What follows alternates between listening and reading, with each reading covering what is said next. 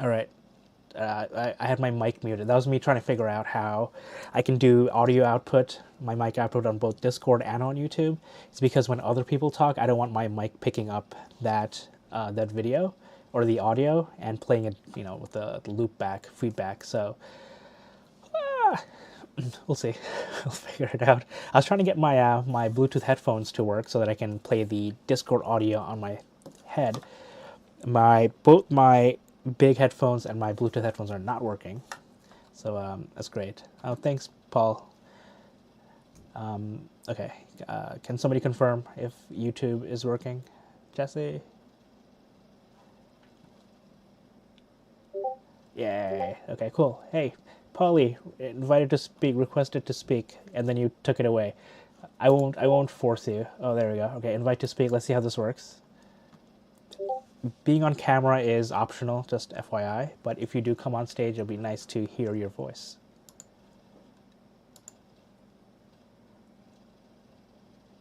Hey, Paul.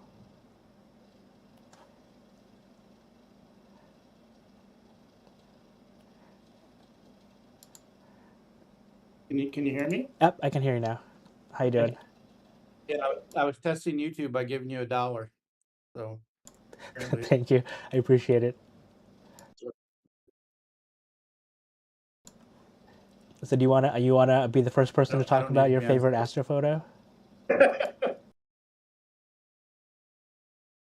I'm not ready for that yet. So No problem. I appreciate you helping. I want to go off the stage. How do I go off of the stage? Okay, I'll take you off. Thanks, Paul. That was a good test. And I wonder how the audio was in the YouTube, because I think every time Paul spoke, my mic also jumped the little decibel bar.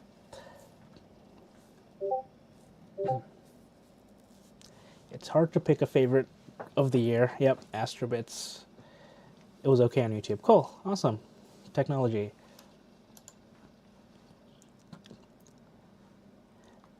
I can start. I can share. So anyone who comes on the stage, you can also share your screen to, if you have an image you want to show off, you want to talk about. I can start to get the ball rolling. I do have. Let's see. I think I mentioned it in my last video. I had 3 that I really liked, but my favorite one was my lunar eclipse. The one I'm going to talk about today is my image of the Dark Shark Nebula. So actually, people are seeing it on YouTube. Let me share it this way. Share my screen. There it is. Oh man, I don't know how that works. It looks different, but I'm gonna move it here too, so people on the Discord can see it as well as people on YouTube. So this is the Dark Shark Nebula that I took from my friend George's backyard in southern Vermont. First time shooting out of a Bortle 3 zone, and this is only 82 minutes of data, and I was able to get so much out of it, and it's been just, yeah, it's been amazing. So this is going to appear. I'm printing this out. It's going to appear in an art show. It's an art show at work, but usually a few hundred people look through it.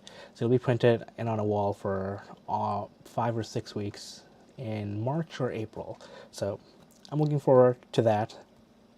Jesse was, true friend. He showed up at the last art show that I did, and great support.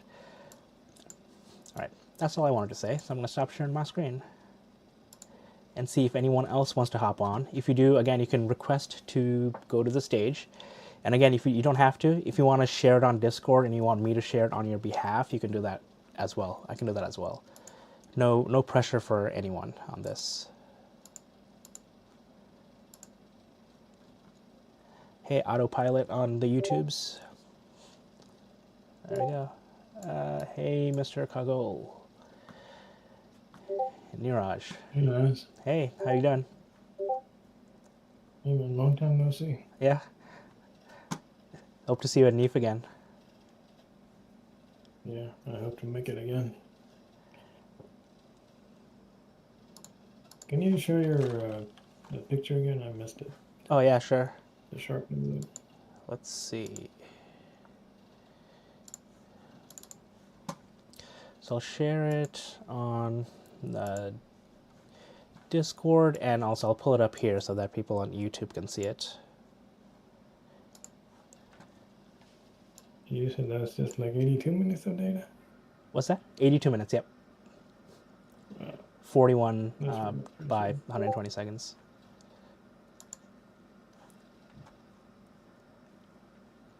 Yeah, that's all it takes. And this is what, just what filter did you use? Just a base UV IR cut filter on the 2600 MC Pro. That's really Zooming in. impressive.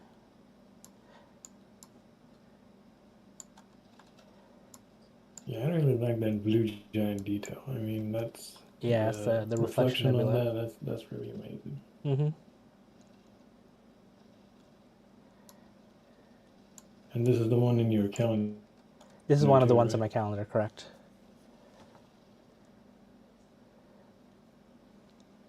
I figured it's Well, for this worthy of year, printing twice. I got Sorry, nothing. can you say that again? Sorry. Sorry, go ahead. No, what were you saying? I said it's so nice I printed it twice, once on a calendar and once for an art show. Yeah.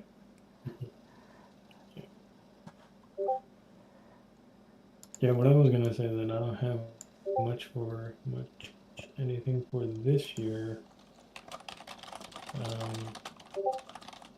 Apart from the lunar eclipse. Let's see if I can. Let's see, one person can. So I stopped sharing, so you should be able to share. Only one person can share at a time. Figuring this out as I go. And Toygar, Paul, and Beverly, if you want to come on I'm and trying to figure out. show it, you can. Otherwise, people in the chat can see it too. Let's see, how do I share? Yeah.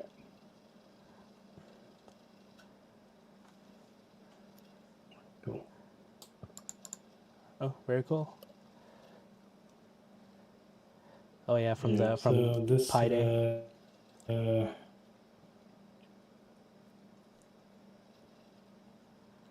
Say again? From March 14th, the lunar eclipse. Yeah. Yeah, March 13th to 14th, yeah.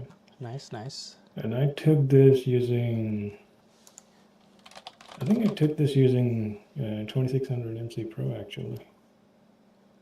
Oh, nice. Yeah, I did take this using 2600 MC Pro. And then I post-processed it. That looks great. Yeah, I love the composition. I love the how you laid it out. Yeah, there was this one, and there was another approach I did. I hope I didn't take it out. Let me check real quick. Yeah, I did take it out, dang it.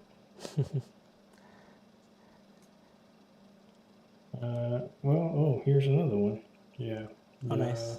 Lunar occultation of Mars. Nice. That was on 13th January. And Nice. let's see. And the detail on this came out pretty good too. I can see the dark areas on Mars. That looks great. So that was pretty neat actually. Yeah, it was really fun observing this. Because I think this was the only time I did it with the planet. All other times I think I've tried it, I think I just got clouded out, so this was my first time capturing something like this. Yeah, these look great. Really nice work. All right, awesome. Thanks for sharing. We got a couple more requests from people to share there, so I'm going to invite up Paul.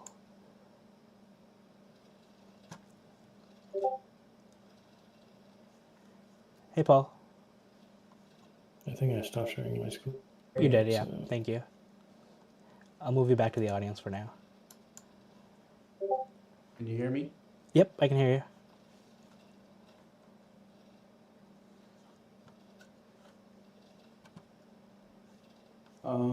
Okay.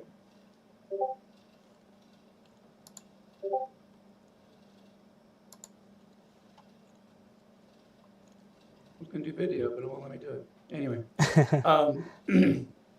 that's fine. How do you share? There should be a button on the screen. Looks like a monitor with an arrow. Your screen. I see it.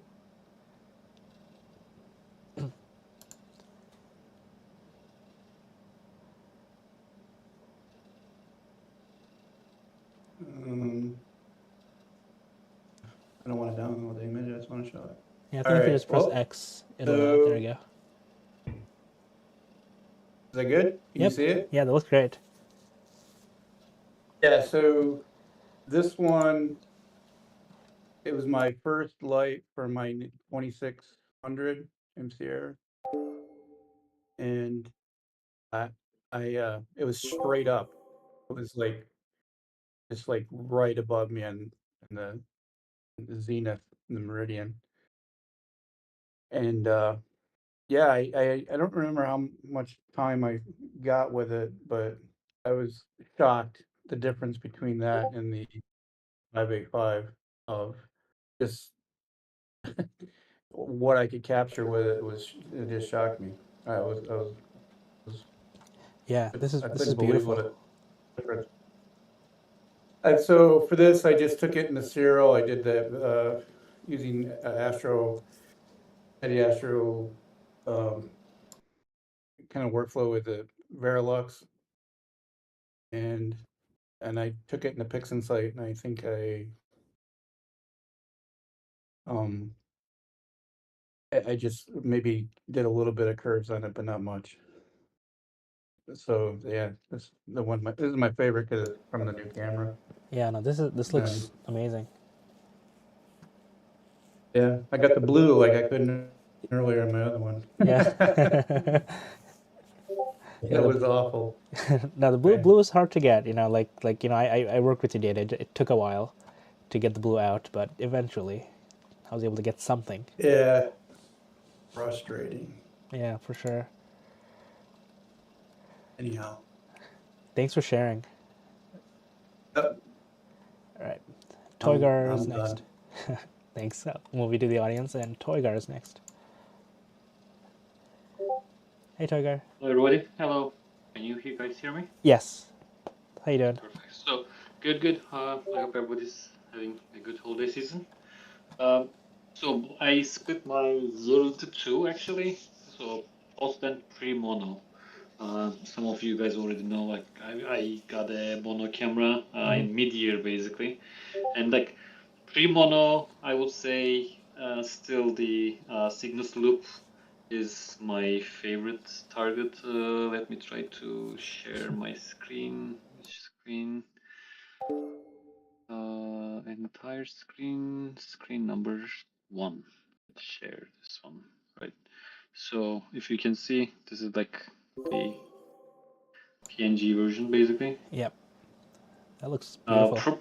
Yeah, probably this one is my favorite pre-mono, and and post-mono, I would say the North American Nebula. I would say. I don't know why it is. It's not the best picture that I've taken for the the Civil War or anything, but for some reason I like it. And Yeah. one last thing, actually, I also think that the Mars occultation stop motion kind of thing that I took, Yeah. that is kind of cool. That was kind of cool experiment for me. Yeah. And it made me learn how to stabilize the image based on the moon. So it was fun. Yeah. Yeah. Yeah, that's really great. Yeah, I think I remember seeing that. I kind of forgot that was this year.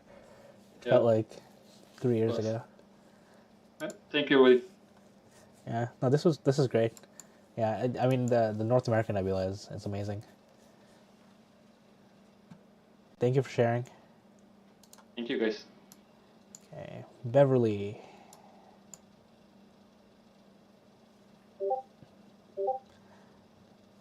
Hello.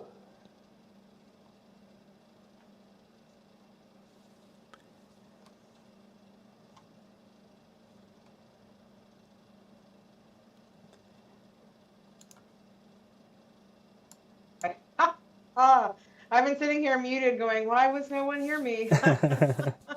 We can hear you now. All right, anyways, now that that is fixed, I have a couple of favorite pictures I will share. So let me start working on that. Guess entire screen's the easiest thing right now. One. It's recursive S.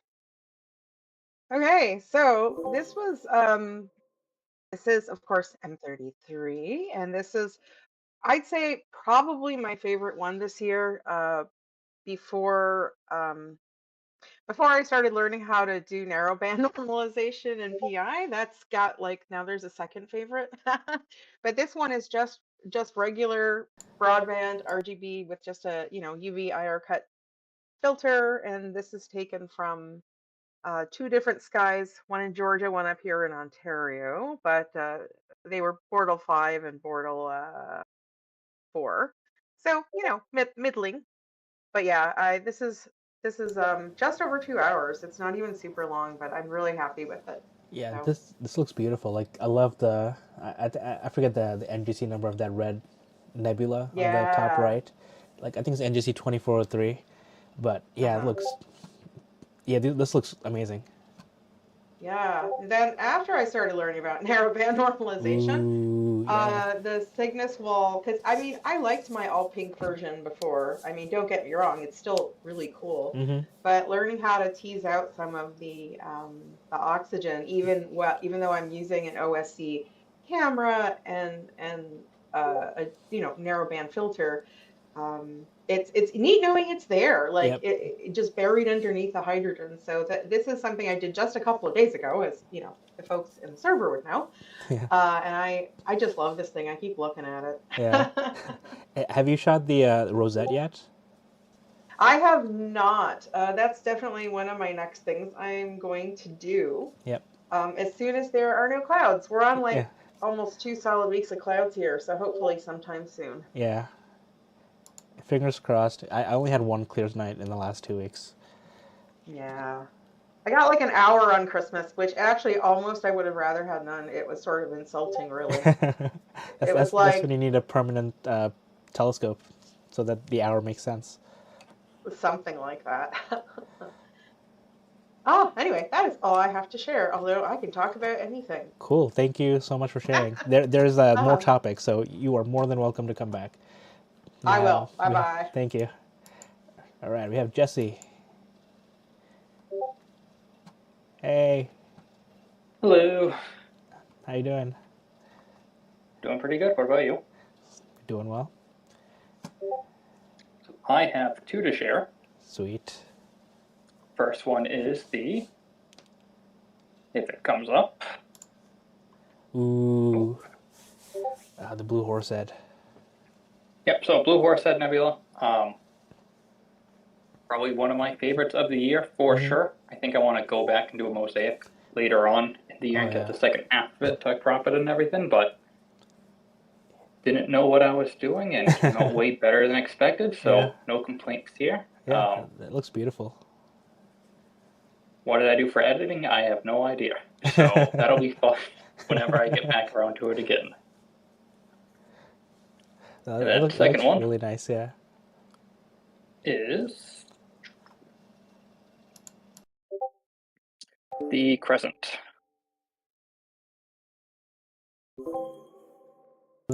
Another favorite. Oh yeah, I was inspired a little bit by yours, but nice. Yeah. That oxygen is really hard to get out. I know Rosvi has a really nice shot, but he does like full narrowband. So, but no, this looks amazing. This is from Starfront. This was just So this was at Starfront. Nice. 2600 MC with a L Pro filter. Right. Which I still haven't removed yet, but either way, it has helped quite a bit with some of this anyways, but nice. This was also a lot of hours. Yeah. So. Yeah, this is beautiful. Thanks. Yeah, I bet this would print well. Work in progress. That's something, that's the goal for 2026, to print a bit more. for myself, for friends and family and stuff too, and hopefully sell prints eventually. Maybe we'll see. Yeah. I think that's really everyone's goal, but I have a couple friends who do printing for just general photography stuff, and they have their own printers, and it's a whole different realm of getting the colors right, the printing, getting it pre-printing, after printing, the adjustments and everything. So That's that awesome. is the goal. Yeah, yeah, that's awesome. Those are some good friends to have. Oh, and Toygar just shared his Crescent Nebula in the chat. Yeah, It came out really good too. yeah, really nice work, Toygar.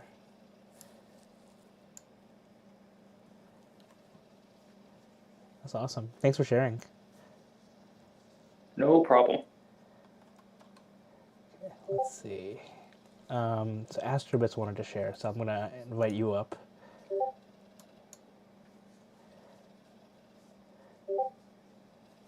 Hello, hello. Hey, hey. How you doing? All right. I'm good. How are you? I'm good. All right. I'm going to share 3. I've been going around like trying to figure out which ones I want to share. It's hard to pick. So the first one I was going to share is actually Ooh. not really the Croissant Nebula, but it was the soap bubble. Yeah. Because it was cool that I got that, but I had to frame it with the soapy croissant.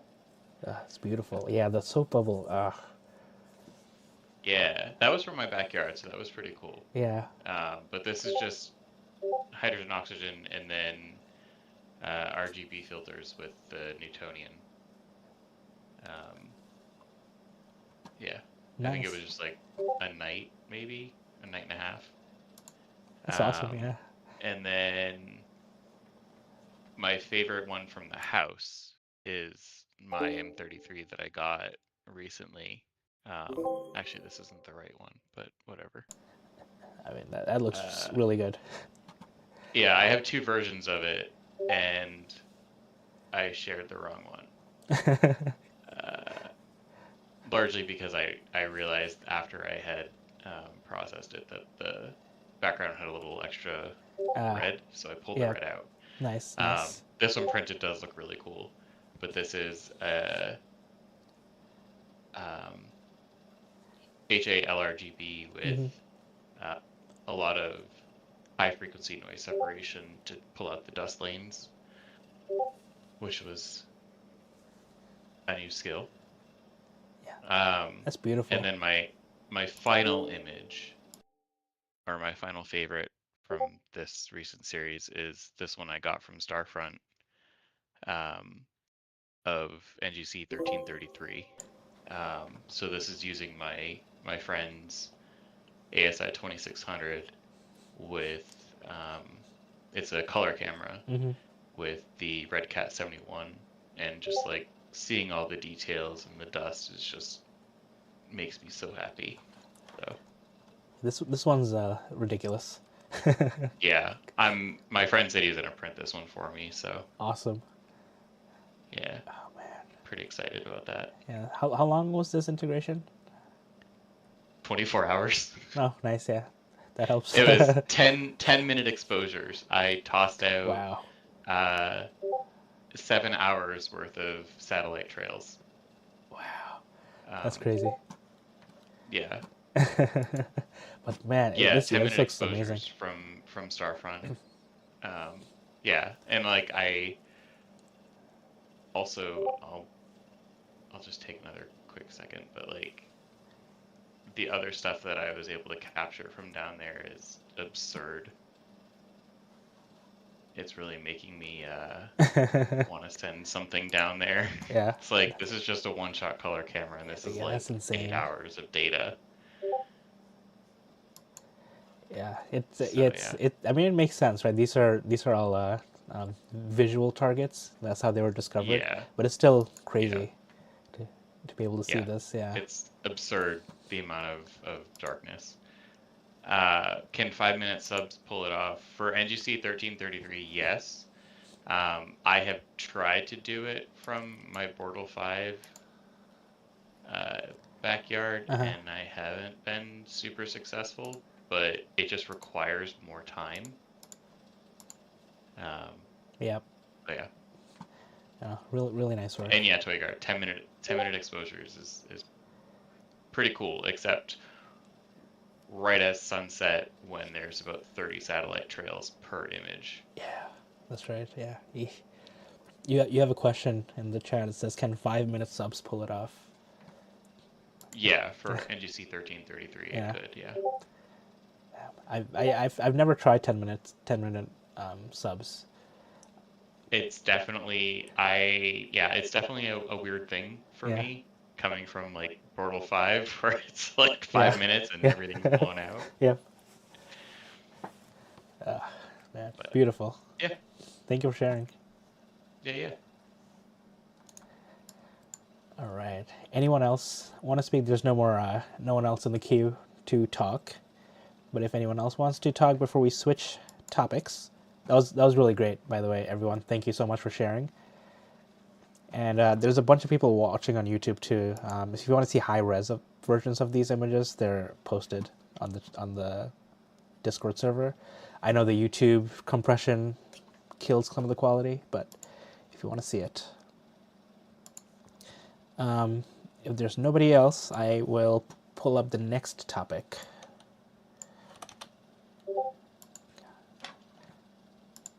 Can I change topics? I can change the topic. Okay. All right, changing the topic. What do you hate most about this hobby, and what do you love most? Like last time, I can go first. I will say that I hate the low number of clear skies that we get. It's really frustrating, but I love the community of it all. That's one of the reasons I do a lot of sidewalk astronomy, to be able to connect with other astronomers and with people. And Jesse is raising his hand, so you're going to be invited to speak. Come on down. Hooray! Hey. Back focus on finding rings. Toy card. Those are good ones. I can change the topic for you feeding me too. Oh, thank you. For awareness. Yeah. Cool. Thank you. The two biggest difficulties is 100% would be, again, clear skies as well, where weather is not only predictable, it is literally all over the place, where might be able to get a couple hours one night and then have nothing for a couple weeks, or just a couple of days a month. And Yeah. even at Starfront, where we've had the last 2 weeks of nothing and everything else too, it is what it is. Second part would be the troubleshooting when things don't work when they should. Is it software, hardware? Is it the cable? Is it something else? So I know we were talking about it before, but I had the cable for my ASI Air to the mount actually die out. That was the issue. And that took 3 days of troubleshooting, 2 days of troubleshooting. Oh, okay, well, that makes more sense. But the pros would definitely be, again, community, like you said. It makes a really big difference being able to not only share your work, but get feedback too. And then for troubleshooting and everything else, I was learning about new editing tools, things to capture and everything else too. It helps a ton and it's very motivating. So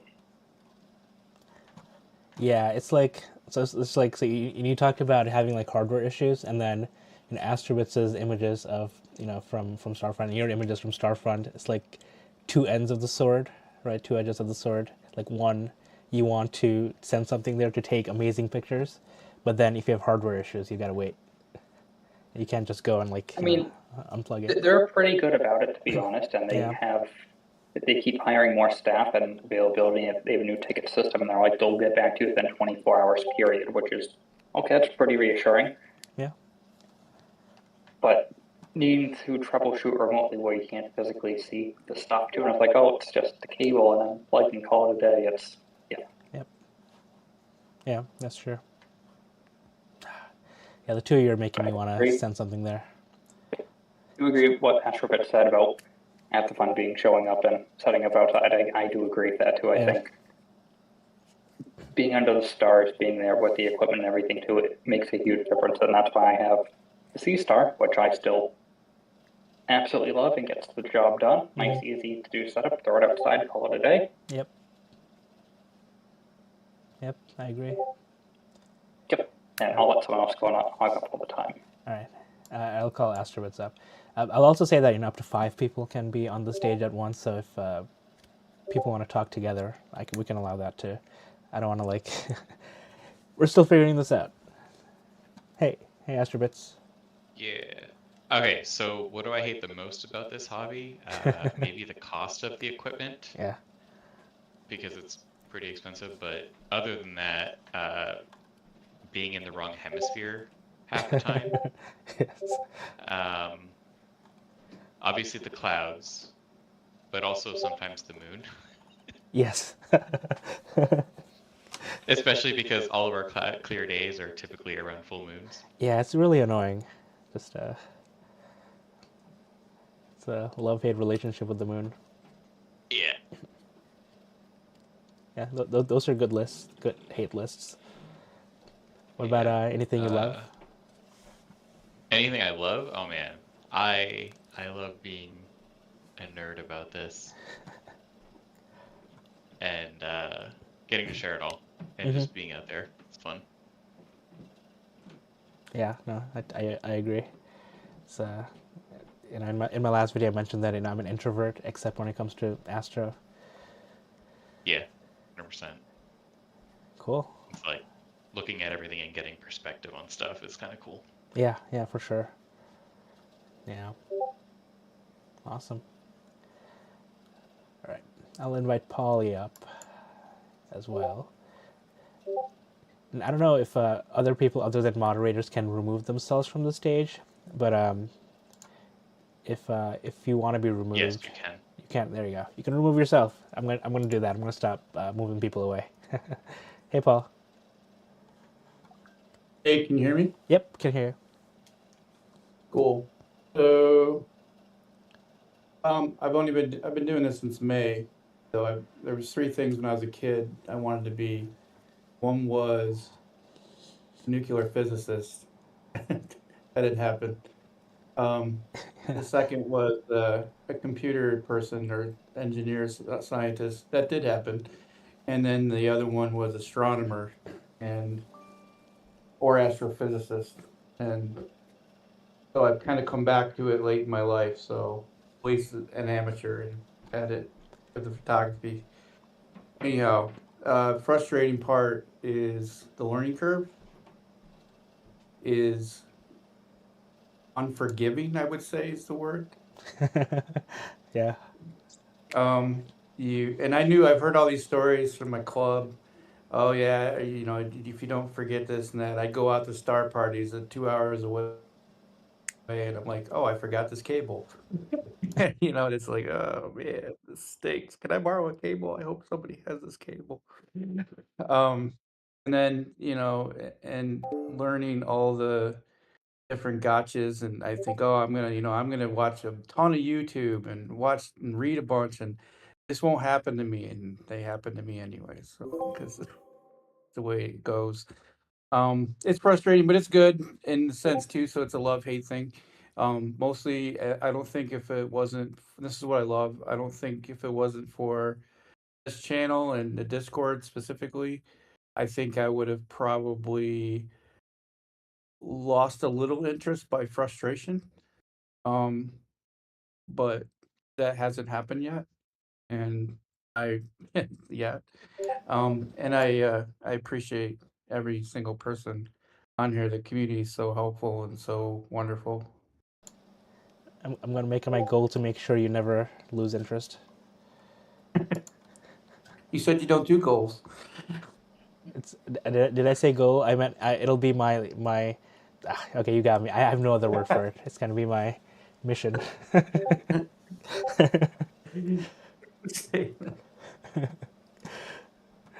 Thank you. Yeah, no, I agree. The community. That's like I said, what I love about it is the community, and this Discord server started during the total solar eclipse in April 2024 because people were emailing me for support for for my videos, and I was getting overwhelmed with the email. So I said I'll set up a Discord server and people can come ask me there, and people can learn from each other, and that kind of just grew. And I'm really glad to see what it's becoming. With you and Beverly and Jesse and Astrobits and Dave, a bunch of other people just talking and learning from each other. It's beautiful.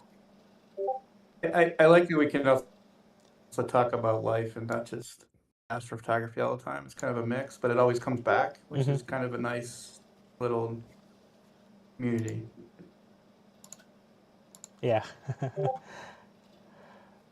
I do like the nerddom part too. I like Oh, yeah. when Astro said that. That's the base. Agreed.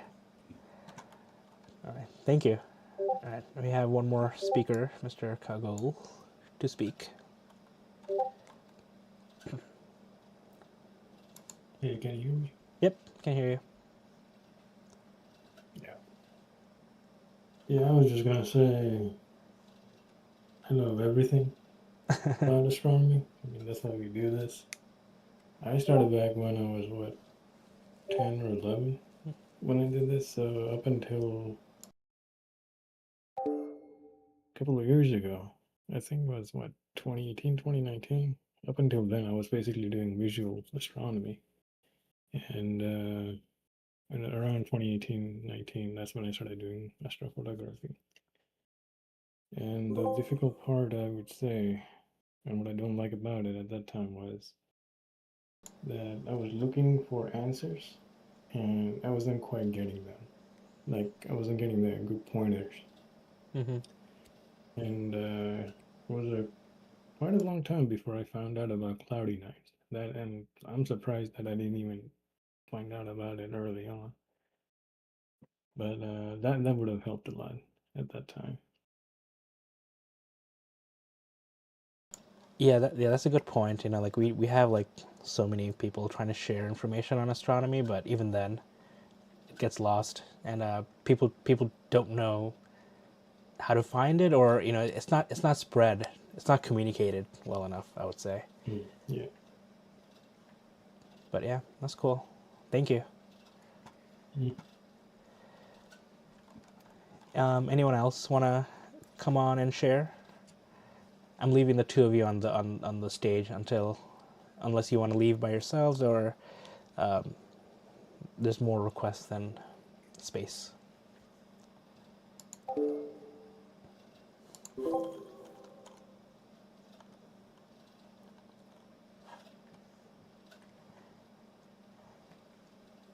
What about you, Naz? When did you start doing all this? I mean, I was always into it. I think when we met, I think I told you that I started when I was a kid. I grew up in Bangladesh, and I used to go to my grandparents' village, and they didn't have any electricity. And I loved going to their house and like staring outside, seeing all the stars. I had no idea what I was looking at, but I loved doing that. I actually liked the moon back then because especially the full moon, because it added like daylight hours for me to play with my cousins. But I always liked looking up, and then I almost forgot when I moved to New York because it was just so bright. And then the local community college had a public night. I went there, saw Mars, Jupiter, and Saturn in one night, and I was just hooked. That was like 23 years ago now, 22 years ago. Time flies. And yeah, I was a visual astronomer for a while too. Didn't take my first photo until 2006. Yeah, same for me. I think it was lunar eclipse or partial solar eclipse. That's when one of those digital cameras back then. That's how I took a picture. Yeah. My first was an old Logitech camera. I used an old film canister because they were 1 1/4 inch, which is perfect because every eyepiece is 1 1/4 inch. So it went into my telescope's eyepiece, and I was able to take a really crappy picture of the moon. I have it somewhere on my NAS server. I'll bring it out. It's really bad, but I was really happy with it, and I was hooked on astrophotography. Hey, Toygar, you did the same thing? Yeah. That was. I learned about it from a book, I think. Like back then, there was no YouTube. I had to go. I worked at the library when I was in high school, so I went to the library and got books on how to do astronomy and astrophotography. I kind of want. I probably still have that camera at my parents' house somewhere. I rarely throw away tech.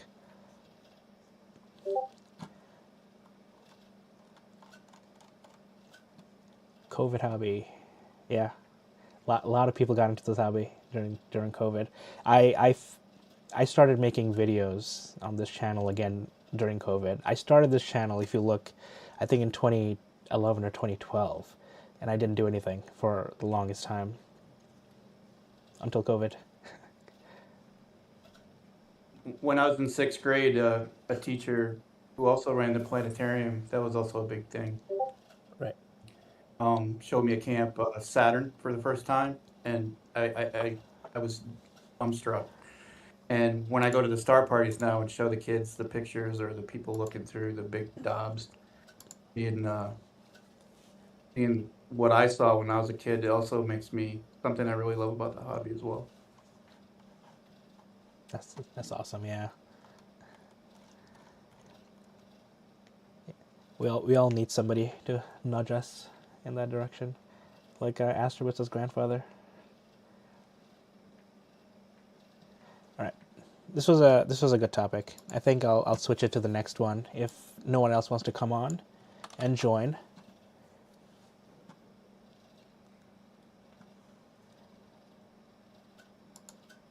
Let's see.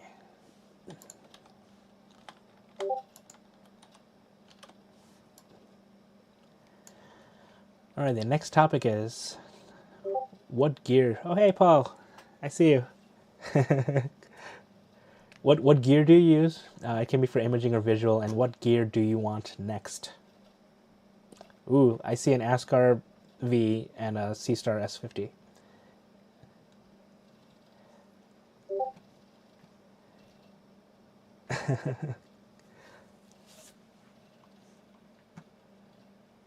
You're muted, Paul.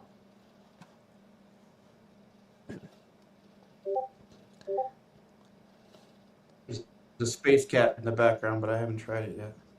Oh, Space Cat. Oh, nice. Yeah, I wanted the Space Cat because it looked so cool. I had such a cool name, but I never got it. Is it the same as the first generation Red Cat? Yeah, it is. Yeah, exactly the same. Okay. Yeah, just a different color scheme and a different name. Marketing. Okay, cool. We have Jesse and Astrobus who also want to come on, so I'm going to invite people up. So we're going to have 5 people on here. Let's see how this goes.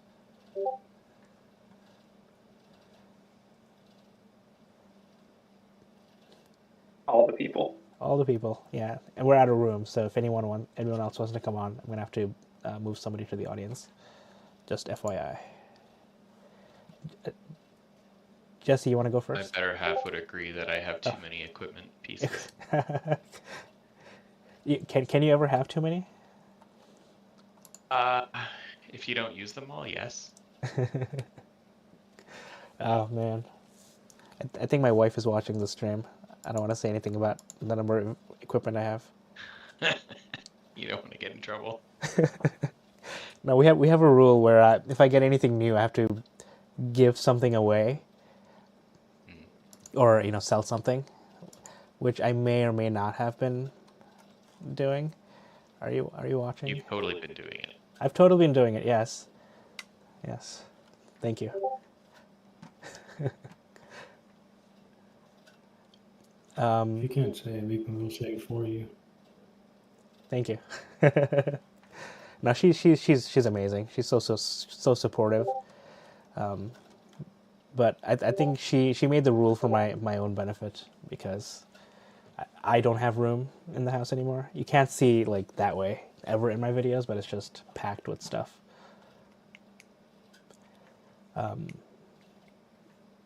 Jesse, you came on to what do you want to talk about your gear or what do you want to own next? Yeah, I know we've talked about it a bit, but mono, sadly, and everything that entails. Still thinking about it. Still have the 2600 MC as well. Yeah. Come Yeah. to the gray side. I'm happy. The camera works great. I get what I want for the most part out of it, minus the super hard targets. But mono is just mono. I still don't understand how mono camera can be more expensive than one-shot color, but when you factor in the filters, filter wheel, and everything else too, it's a pretty big investment, and I know the payoff is pretty significant, even if you're just doing one-for-one same model camera replacement. But at the same time, it's still okay. Cool. I now multiply all the data I need by 5x. So Yeah, we had a good conversation. Like Astrobus was part of it. Like we talked about like it's not really 5x. So normally if you do like let's say 3 hours of mono of OSC, you would still do 3 hours of mono, but it would be 1 hour of red, 1 hour of green, 1 hour of blue. So that like talking to like Astrobus and Rosvi about it and a couple other people on the channel on the server helped me decide that I want to do mono in 2026 as well. So I will go to the gray side with Toygar. Yeah, and you don't have to worry about the Bayer matrix or anything. Like you get more information out of it. But yeah, the upfront price is a little absurd. Yeah, I was looking at the QHY Minicam 8, the all-in-one, but I kind of want the crop sensor camera. Yeah, I kind of want a full frame Yeah. at this point. Oh, that's gonna be extra. I was talking to those people at NEAF this past time, and they were saying they were gonna make a bigger sensor camera or another better camera, and they were gonna clean up the quality on the filters too. So they were gonna like basically control the whole aspect of that process, or of that unit basically. So I think we might see something at some point. Interesting. My wife just texted, "Be very careful." She is watching.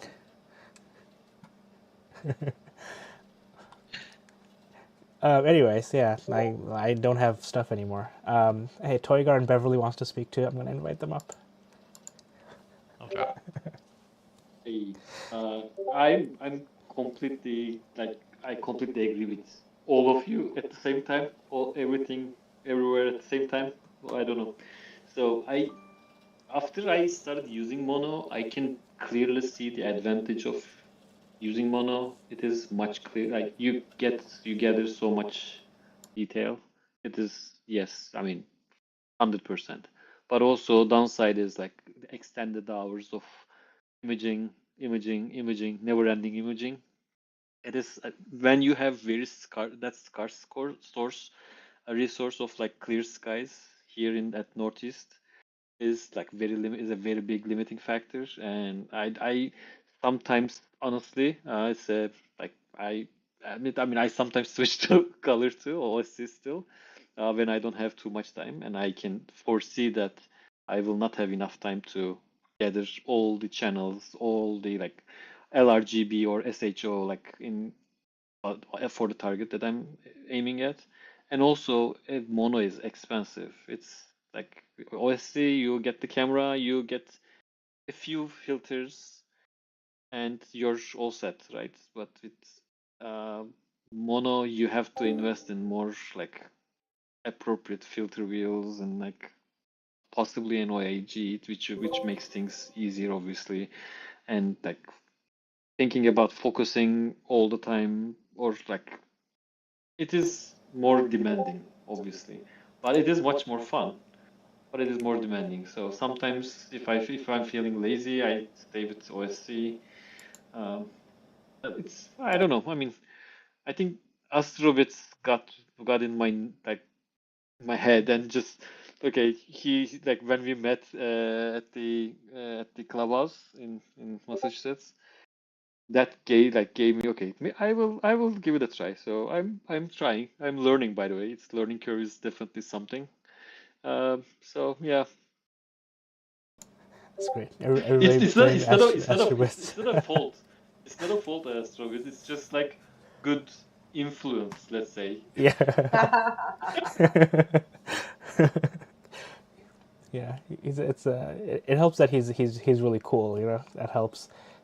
So he makes everything sound cool. 100%. Hey Beverly. Yeah. Hey, yeah, no, I actually, even though you guys all know about the cell phone thing already, because obviously that's how I started, I Mhm. thought maybe for the benefit of the people on YouTube, I would just share a little of that because my Yeah. first equipment was just an inexpensive mead refractor and a cell phone. And it really just started because I just wanted to share, right? Like I was like, oh, this stuff's so cool. Look at what I can see. And then, well, you all know, then it went crazy from there.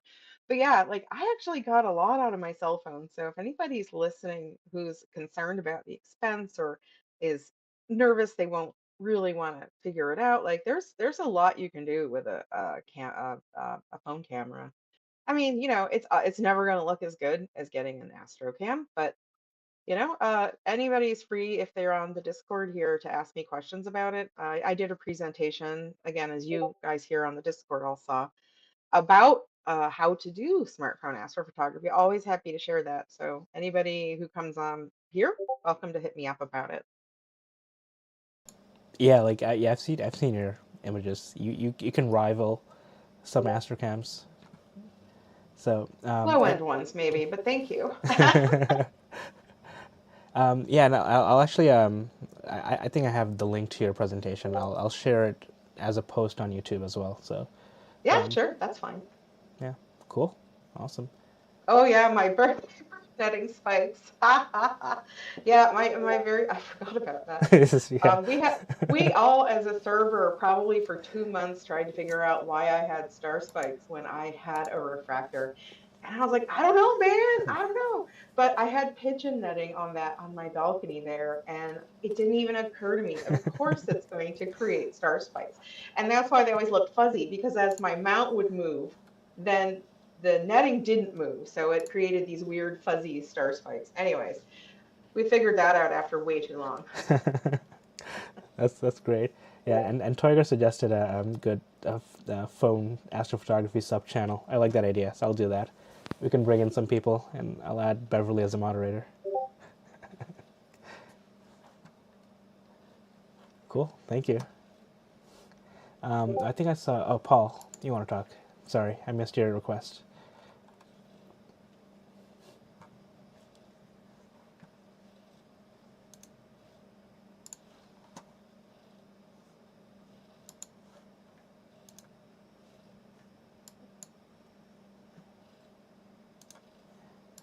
Maybe he stepped away.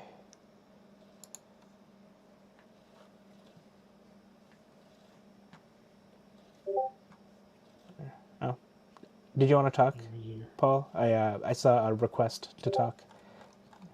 It's not showing you. Let me see. I invited you again.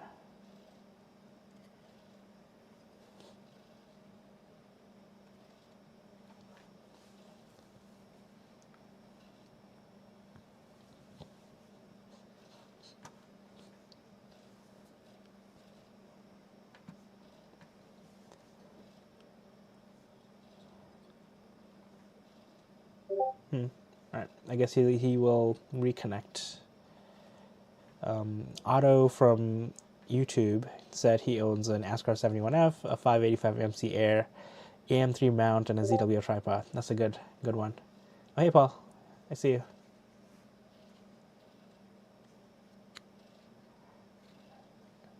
I see your box. There you go. I was going to show you my white cat camera, but he left the room. Oh. you have a telescope that can walk, or a camera that can walk. He's in that. I also got a new Ioptron. I haven't tried that either. Ioptron what? What's the? and I have it's I can't remember. It's I know what it is. I just can't think of it. Anyhow, I bought it off of a guy on Facebook, so I haven't even tried it yet, which is weird. So you can't see it probably, but there's a green case. Oh, nice. Yeah. That's got a Celestron 8 from this. That's like got 1970 optics. Yeah. I bought that Those are 15 well years made. ago. Yeah, they're well made. This is California optics, Mm-hmm. and I never used it, and I've never even taken it out of that case, and I've had it for 15 years, which is so sad. And there's a telescope workshop from the Austin Astronomical Society Saturday.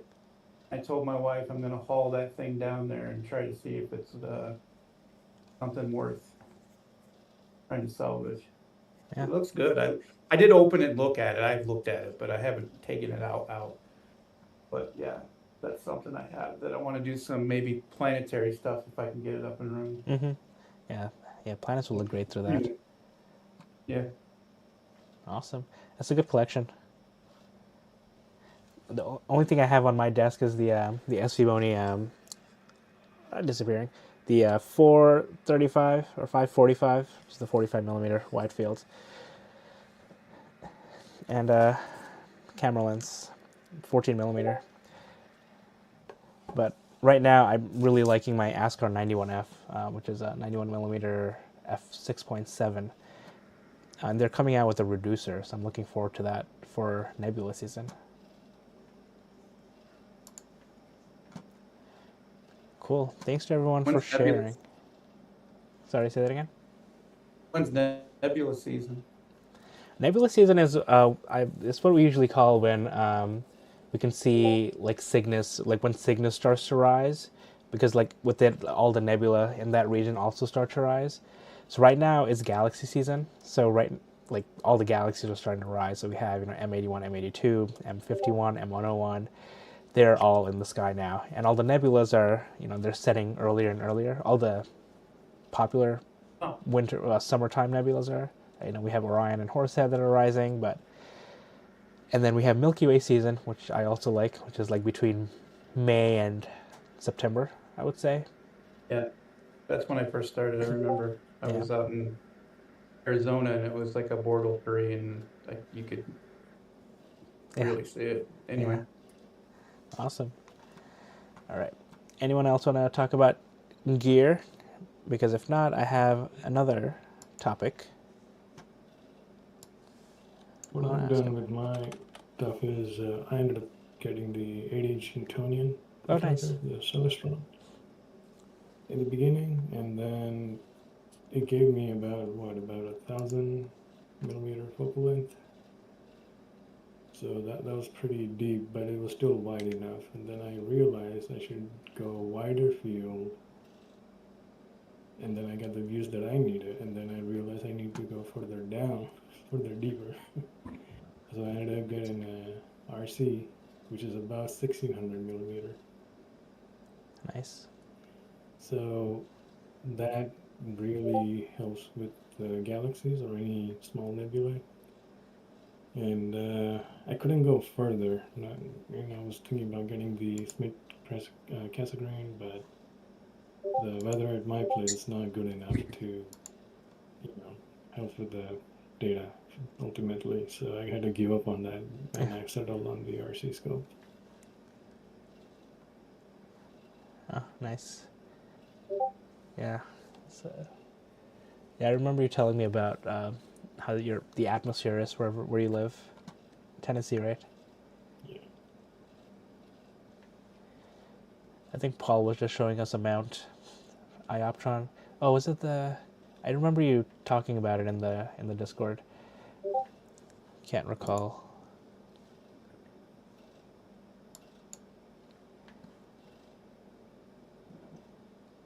Yeah, I'm not really what. Here's the got the white cat. So the white cat 71 or the 91? He's the claw. I don't know. He just nailed me for picking him up. Oh, no. Anyway, Cats. Cool. he's my boy though. Anyway, All right, I'm going to switch topics. The next question I have is,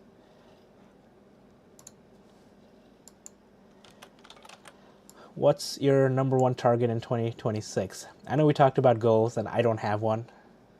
I don't have goals, but this could be something that you really want to do. It doesn't have to be in 2026, just in life. Maybe it's a target you've never seen before. Rosette for Beverly, Squid and Mono. Yeah, I want to do Squid Nebula too. I haven't been able to do well with a dual narrowband from Wordle 8, but Bubble Nebula for Jesse. That's a good one. If you have a wide enough field, you can also get the Lobster Claw right next to the Bubble Nebula, which is really cool. my wife's favorite is the Eastern Veil. Oh, nice. And I yeah. wanted to get to East and Western Veil at the same time, in a wider field that I have available to me now. Yeah, That's my goal. that's awesome. Yeah, that was the Veil Nebula was the biggest mosaic I did in 2025. It's really fun. Oh, there you go. Toygar shared a good picture of Bubble and Lobster Claw. Really nice. Yeah, this is really nice work. Is that OSC? Nice.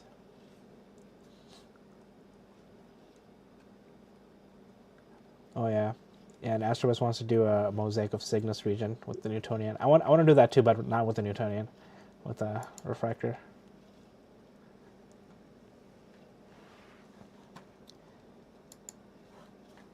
Let's see. I'm checking YouTube to see if anyone says anything. Otto wants to do C4, the Iris Nebula. Yeah, Caldwell 4. That's a really good one.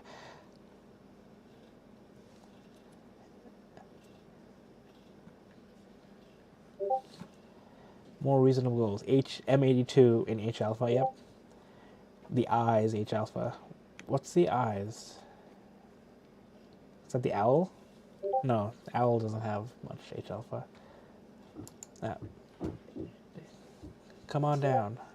The eyes are two galaxies in Stephan's quintet that are essentially like leeching a tremendous amount of H alpha. I've tried collecting like 13 hours of data and I could barely see it. So yeah, those are tiny, right? Yeah. Yeah. Yeah. Oh, I mean, I should point the 17-inch on the AtMob field onto it. Yeah, for sure. Although I might have better luck at a Starfront. That's true, yeah. Yeah, cool. Let's see, VBD Hunt for Mr. Kagol. And more dust, and dark and dust nebulae for Beverly. Yeah, those. I like fell in love with like LBNs and LDNs, which is the Lens Bright Nebula and Lens Dark Nebula catalog this last year. Just love dust, and seeing Astrobitz's thing from Starfront. Yeah. Yeah, the ARP catalogs and the HAH, which is the Herbig Haro. Herbig Haro, yeah. Yeah. I imaged the Helix Nebula. Yep, I did. That was my other favorite one. So I'll pull that up. I'll share. How do I share? There we go.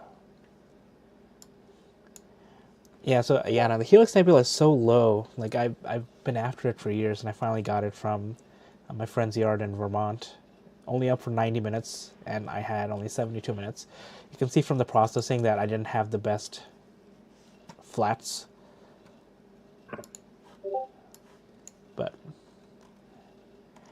it's okay. I'm still really happy with it. I'm just glad I was able to get it even once. Yeah, that's a really good one, Toygar. Cat's Paw. Can we see it from here? Do you have to travel south? We can, just barely. Yeah. It better at Rhode Island, because you don't have the southern light pollution. That's a good Even in point. Central Texas, it was like, I don't know, it was like at best the height is like 20 degrees. So Yeah. there's a lot of seeing in there, right? Though I did get it was the first one I ever did in Pixen Sight. It was the cat's paw. I was out in the place where we go for the star party, so it was pretty flat.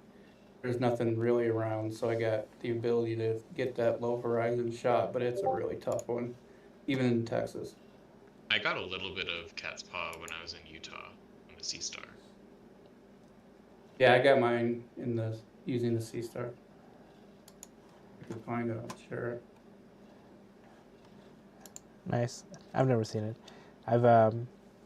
There's one person at my astronomy club who lives in Waltham, apparently on top of a hill. He says he can see cat's paw, so I need to visit his house.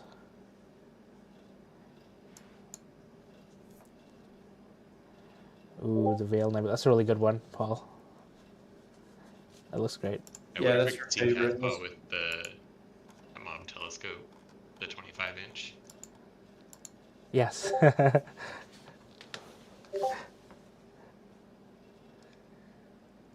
was gonna try So- Go ahead. the Omega Centauri, which is like really low. Oh, And, yeah. I was on a cruise last year, and I was down in Belize, which is about 70 degrees latitude.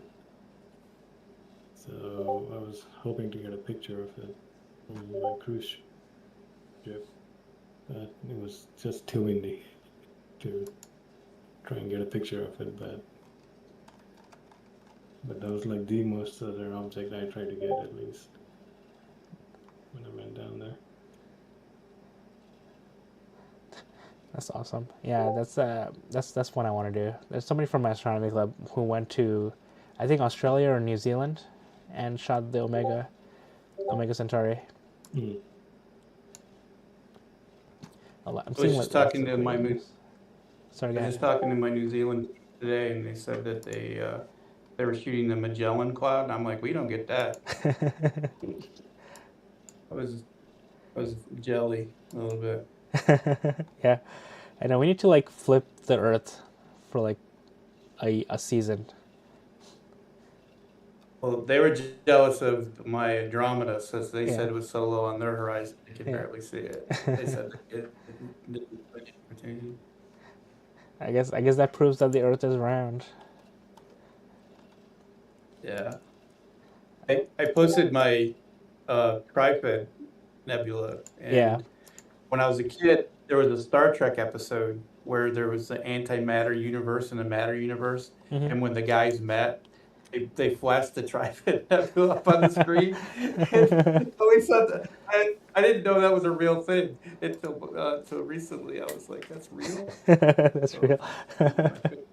That's funny. Hey, kudos to them for using an actual object in the sky instead of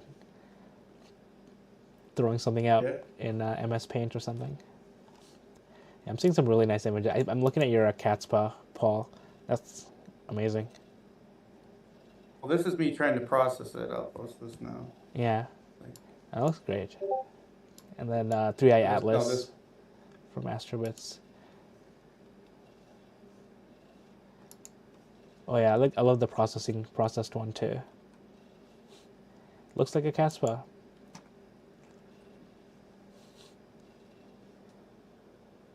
It wasn't that many hours. Like I said, it wasn't really something you could spend a lot of time on because it's so low. Yeah.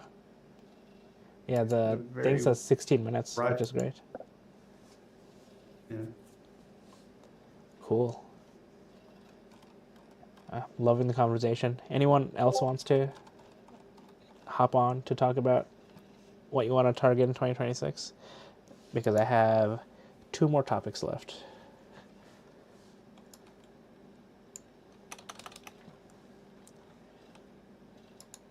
And I shall change the topic.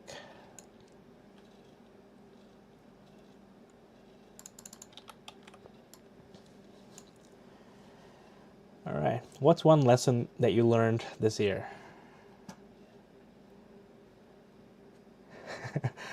I see Paul laughing. I'll go first. Don't automate RC scopes. Oh yeah, yeah. I have like a mile-long conversation with Astrobits about RC scopes and collimating.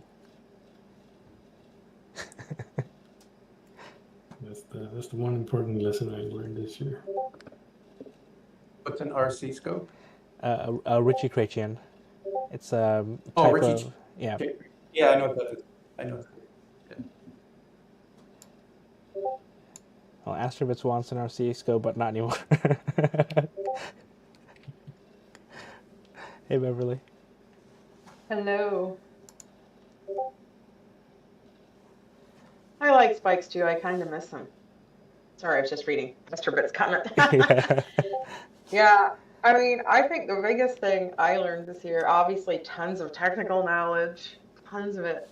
But the biggest thing for me was learning how to like enjoy where I'm at. Because I mean, like we all compare ourselves, right, to hmm other people. Every time I look at y'all's pictures, I'm like, oh my God, these are like so much better than mine.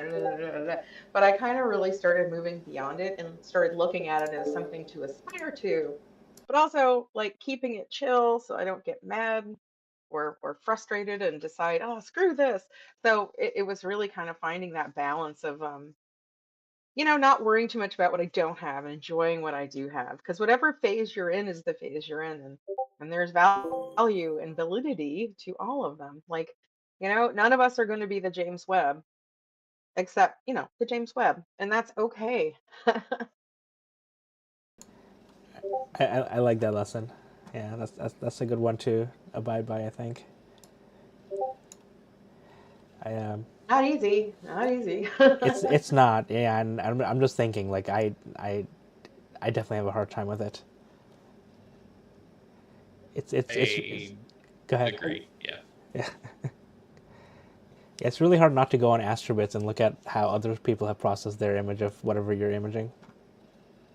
Tribet. Oh yeah, you said Astrobit.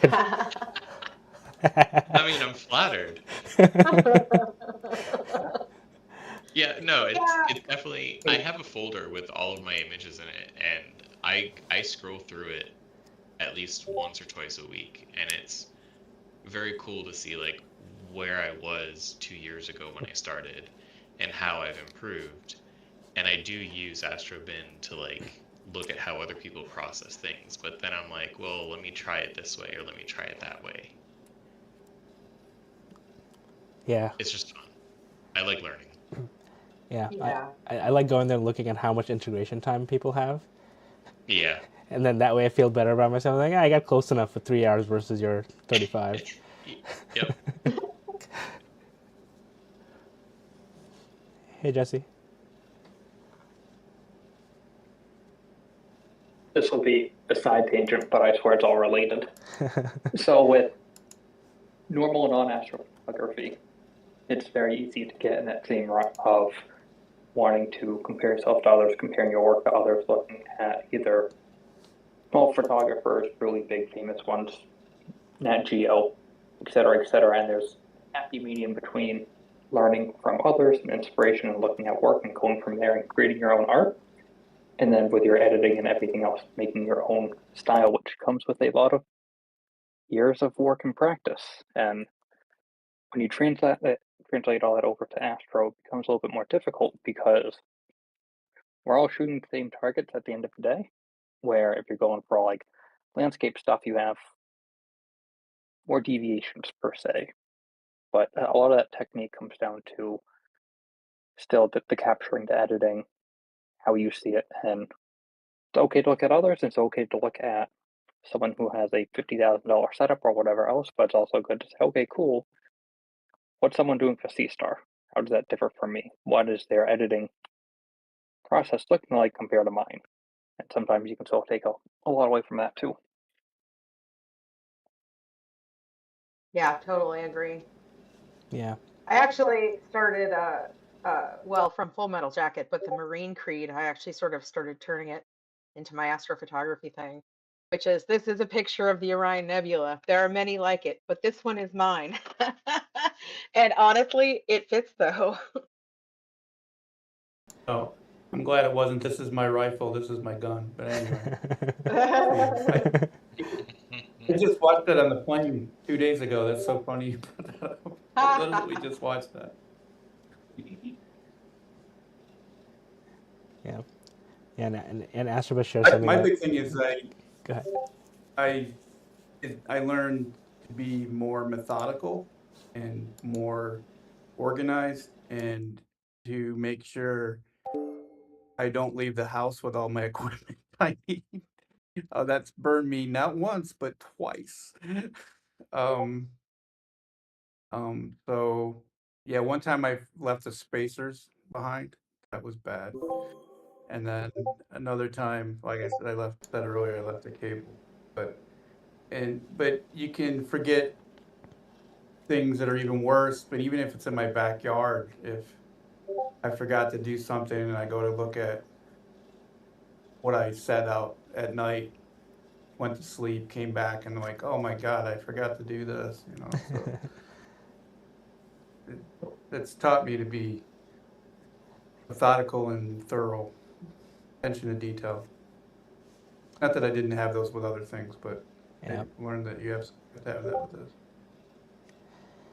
Yeah, it's hard not to forget that. Even now, like every time I go out of my house with my gear, I'm always like I forgot something. I know I forgot something, and 95% of the time I have everything I need, but that other 5% always hits at least once a year.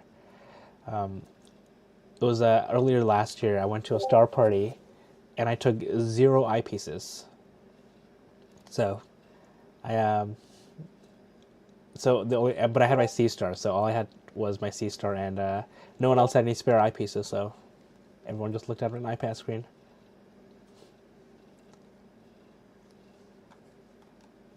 So I'm looking at like everyone's images in the chat, like Toygar's DSLR, the barn door tracker, mosaic. It's really cool. Astrobits. His first images.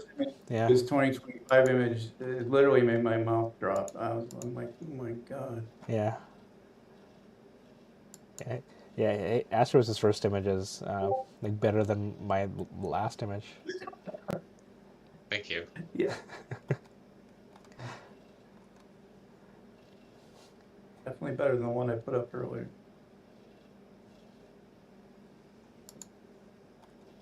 I mean, the last one is something you could see as a for sale professional, like award-winning photo. Thanks. That's stunning. Yeah, I agree.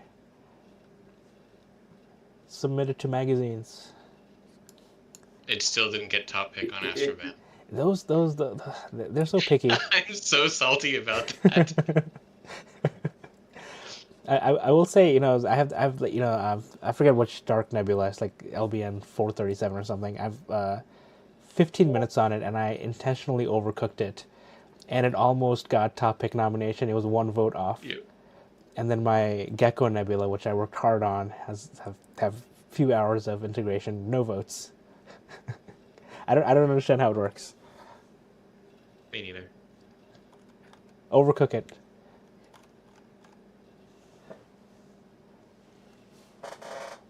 I'm reading is you learn how to not get discouraged when people blank stare. How does this not blow your mind? yeah, that's right. 40 million light years away. Yeah, yeah, that does remind me. I have enough to do a time lapse. Sorry, Verilux stretch will overcook pretty, right? That's right. Yeah.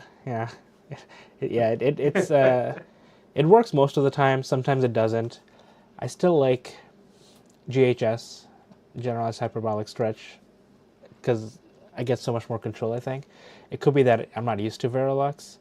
And now there's that new thing that came out, which is the adaptive stretch. The one they just announced today? Yeah. Yeah, I gotta try that out. I know, I think I posted in the Discord. I updated my PixInsight, and now I can't plate solve. So. Who's that from? The new one? I think it's from PixInsight. It's like somebody, like one of the developers. What's it called? It's called. We were just talking about it. Just go to my YouTube play history. Yeah.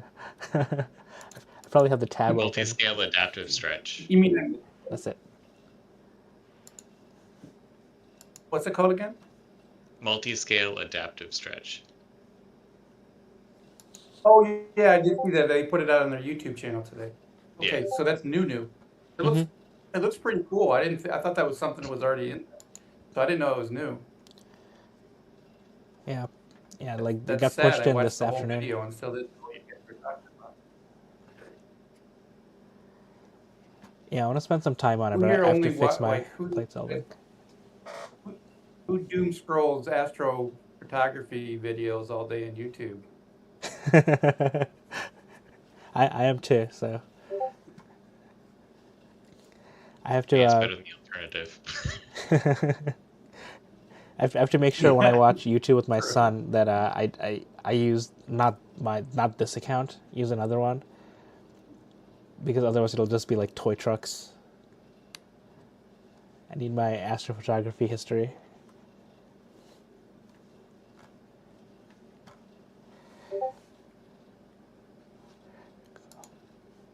Oh yeah, looking at a Beverly M42 from yeah, look at that transformation. Yeah, you've done so well. I love seeing your progress, Bev. It's been so awesome to watch. Yeah, agree.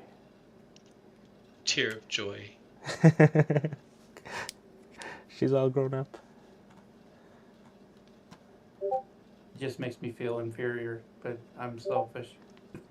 We were just talking about it, right? You're supposed to not feel that way.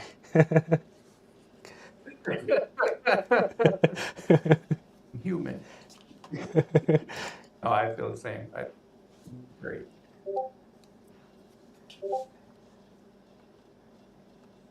I just was gonna thank you guys. You're so nice and sweet.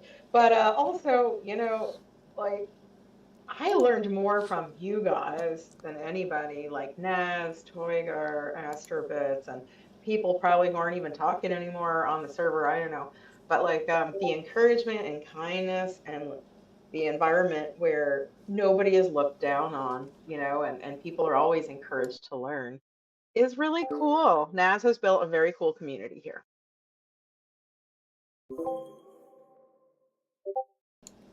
I agree. Yeah, the community is great. I think I mentioned a long time ago that I have another channel that I used to run where I did tech videos, like programming tutorials and Raspberry Pi videos, and the community is so different. Like you can't mess up even a little bit in with tech because people will jump on you. They're like, you're doing it wrong. But yeah, the Astro community is amazing.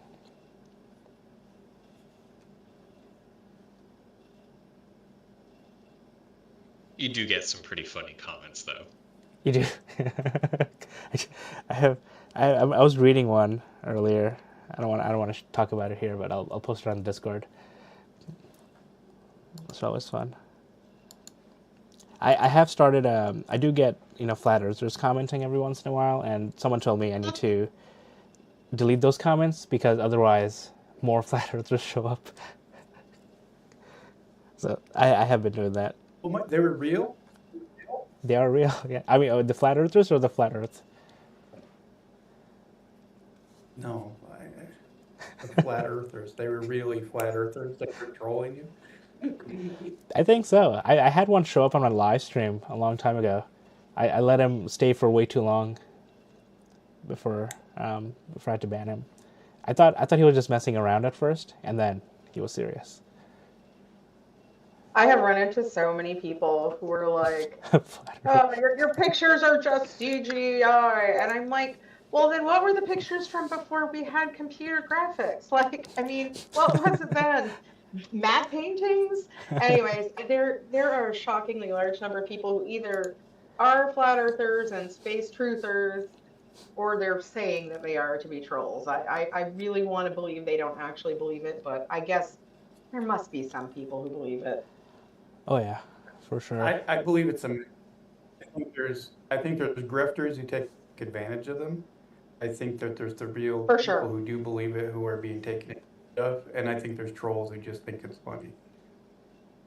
So I think it's a combination of all of them. Yeah, even at star parties, in a place like Cambridge, I've had people come up and say I'm showing them a computer image, and I'm like, I can cover up the telescope and you'll stop seeing Saturn. He's like, no, you're just gonna turn it off. That's when you just go like, shh, don't tell anyone. Don't tell anyone. that's the reverse troll. I'm This taking is that between next. us. Yeah. I'm stealing that. You're in a secret cabal. The conspiracy is so vast, it's everyone with a telescope. Yeah. I'll show you the secret handshake later. Yeah. We're paid by the Illuminati to show you this pattern picture. Well, I think this conversation shifted to the last topic I had in mind. It wasn't a flat Earth, but it was just a free for all free topic.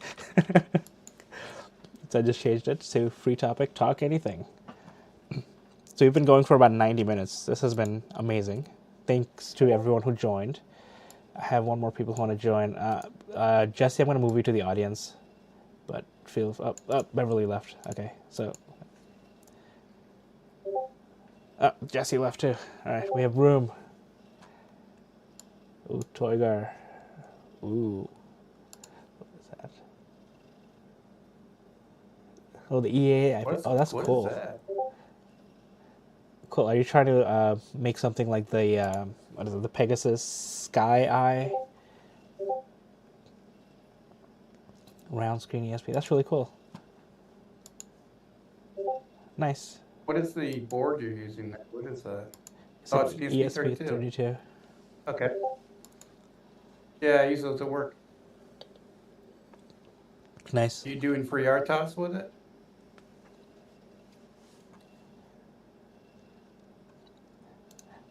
I'm gonna invite you up to speak. You don't have to accept Toygar, but I feel like. Yeah, I can accept. Yeah, that will be easier actually. Instead of typing. So what I'm trying to do is, I mean, right now on the image you see a tiny Raspberry Pi camera, obviously, but my plan is basically attach a USB, maybe a non-cooled color camera, like a regular planetary camera or something like that, to the ESP board, and then have that screen display an adjustable exposure, let's say 2 seconds, 5 seconds, 10 seconds, or something like that. It doesn't have to stack immediately. Maybe at the version 0, it doesn't have to stack, but if 10 seconds, it might actually show us something, I think. So that's my plan. So that's what I'm tinkering with these days. That's a really neat idea. Yeah, I hope it. Are you running it? Sorry, I couldn't hear. Are you running an RTOS on your ESP32? Yes. Real-time operating system. Yes. That's what I'm trying to do, but it's been pretty hard because RTAS it has very limited memory and stuff, so you have to manipulate things relatively lightweight way. So I don't know what I'm going to do. So we will see. If you ever want to talk about it on the side, let me know. Yeah. My jam. So I should set up a channel for that because I love like Beverly said, like the thing Toygar and Dave does with all the tinkering. You know what? When I ordered these screens, they came in like 5, so I have plenty more. So. Oh, the ESP32s. Yeah, they come with ESP32s, each one of them. So I have like five pairs and stuff. So. Nice. It could be your startup.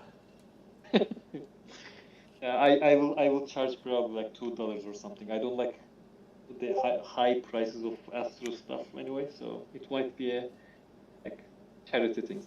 Yeah.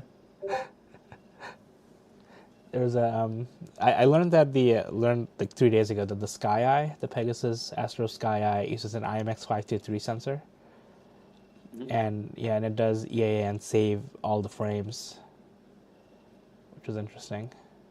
Yeah, for my V0, like version 0, I want to just simply be able to take 2 seconds, 5 seconds Yeah. with this base simple stuff, 10 Uh-huh. seconds, depending on the like focal length and the like drift.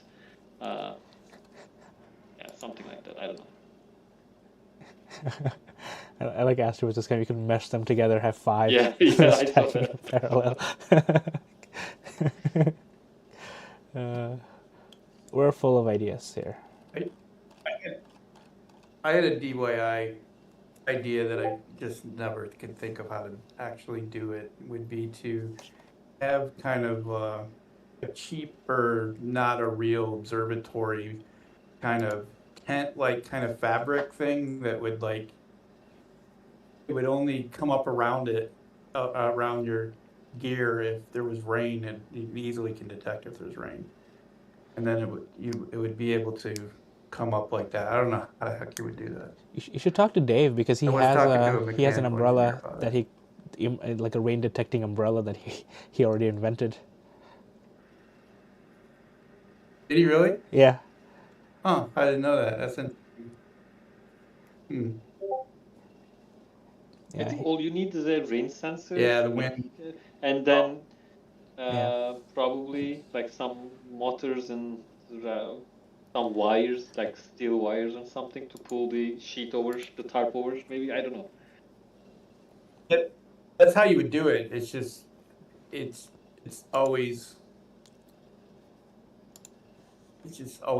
I don't know. I'm not a very mechanical person, never have been. And I did have a friend of mine who's a mechanical engineer at Apple, and he told me that if I ever wanted to spend time thinking about it for real, that he would help me, but I haven't really got back to it. Simpler the better, 2026. right? So simplest ideas are the best ideas. I believe.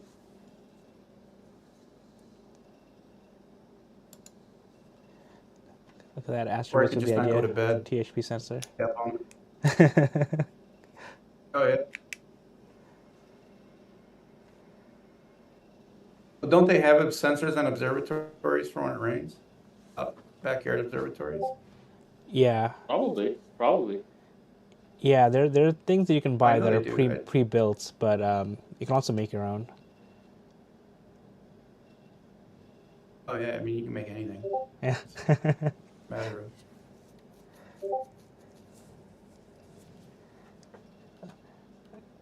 of. Lots of great. IR dome. Yeah. I think I need to I do need to set up like a tinkering channel or something, and let people cook in there. I can definitely use some help for all sky camera setups and so. Nice.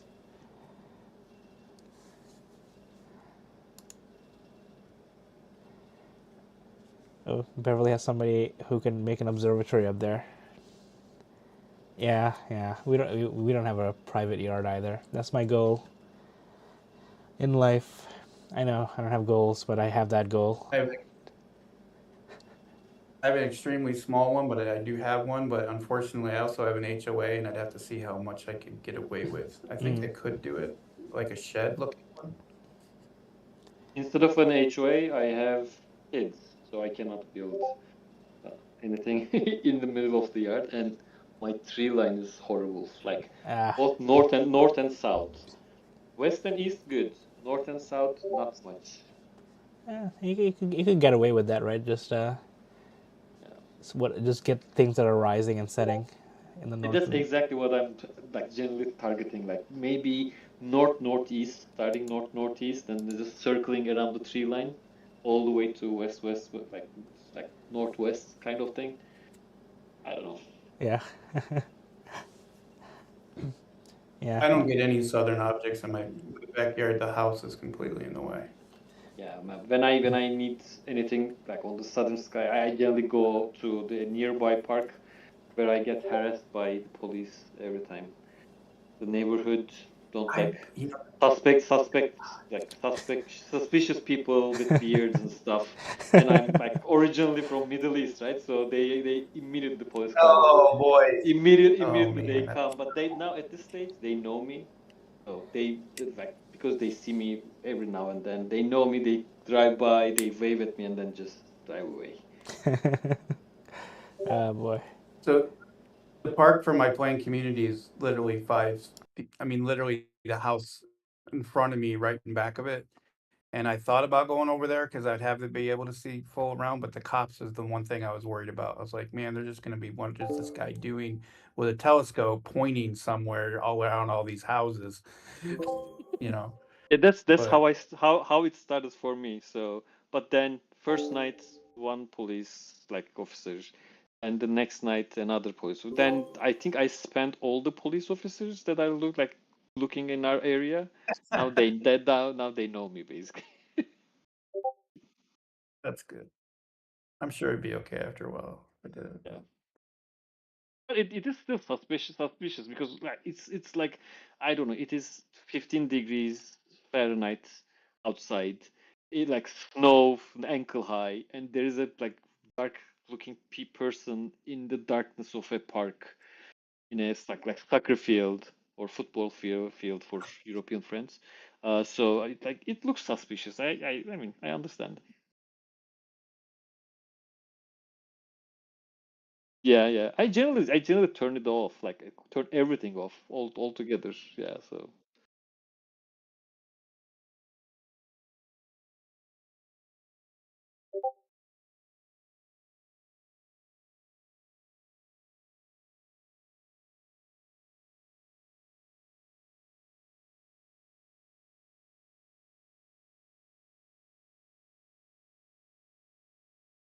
maybe that might be one of my goals this year.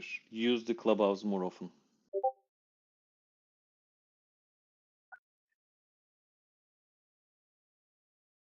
Yeah. ours is in ours is in a state park, and we have access to it 24 hours and 7 days a week, and it's free for us. Um, but I was thinking about going Friday because it's supposed to be clear Friday, and I was thinking, you know what? Why not just drive down up there and do it there and be by myself? But I I, I don't know.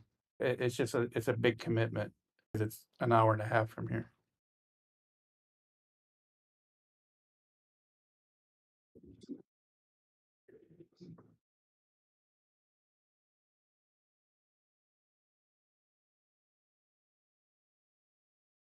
I couldn't watch Actually them. Thursday.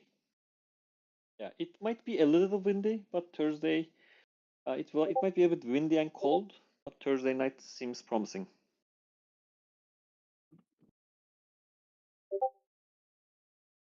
I couldn't watch Continuum if I drive up there, so that would be the bad. You know, the TV show you've got me hooked on again. Thank you. Yeah.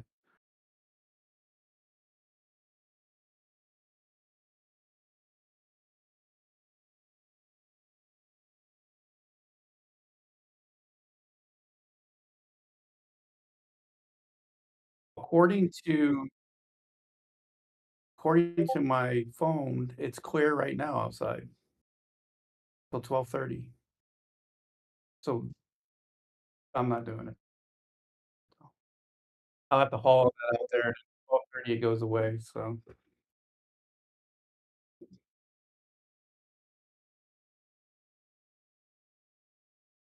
as the clouds pull in about 12:30 ish. It's 10 o'clock here. So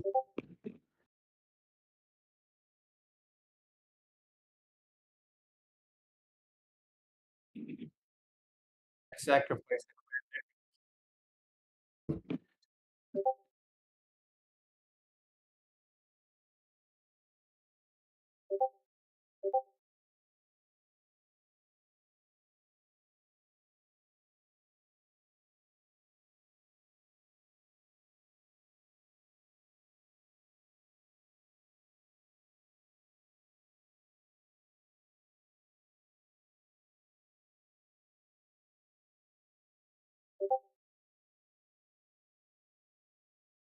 I don't think I was talking on YouTube, but hey there. Can't hear you.